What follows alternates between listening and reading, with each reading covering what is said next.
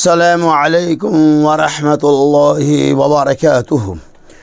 الحمد للہ وکفی وسلام علی عبادہ الذین اصطفی، اما بعد۔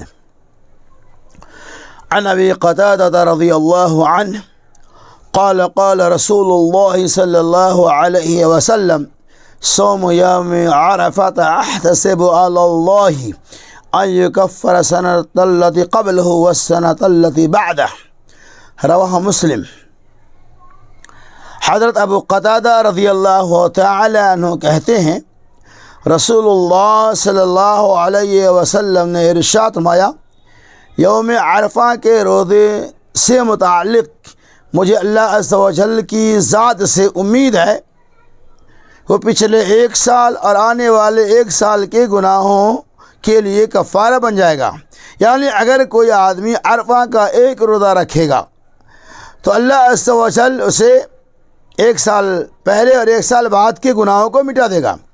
اب سوال یہ ہے، جیسا کہ آپ نے سنا ہوگا کہ نبی کریم صلی اللہ علیہ وسلم نے جمعہ کے دن نفلی روزے کے اہتمام کرنے سے منع فرمایا ہے۔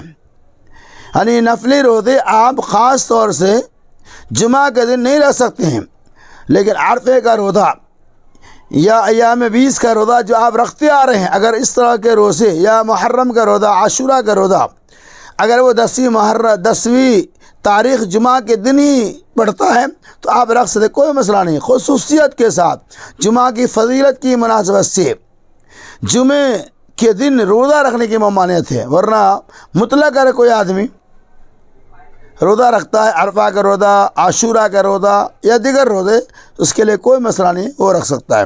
میں نے اس بات کی وضاحت اس لیے کیا چونکہ آنے والے عرفے کا دن وہ جمعے کا دن ہے، اور بہت سارے لوگ یہ سوچ رہے ہوں گے کہ جمعہ کے دن ہم روزہ کیسے رکھیں گے، لہذا جمعہ کا دن بھی ہے تو کوئی حرج نہیں ہے۔ لہذا آپ عرفہ کی فضیلت کی مناسبت سے روزہ رکھ رہے ہیں اور وہ روزہ جمعہ کے دن آ رہا ہے، لہذا اس روزہ رکھنے سے متعلق کوئی ممانعت نہیں ہے، آپ رکھ سکتے ہیں۔ ممانعت ہے جمعہ کی خصوصیت کی بنیاد پر، جمعہ کی فضیلت کی بنیاد پر نفلی روزے کا اہتمام کرنا، یہ منع ہے۔ بہرحال اللہ عز و جل سے دعا ہے کہ رب العالمین ہمیں اور آپ کو یوم عرفہ کے روزے کا اہتمام کرنے کی توفیق عطا فرمائے، آمین۔ وآخر دعوانا ان الحمد للہ رب العالمین۔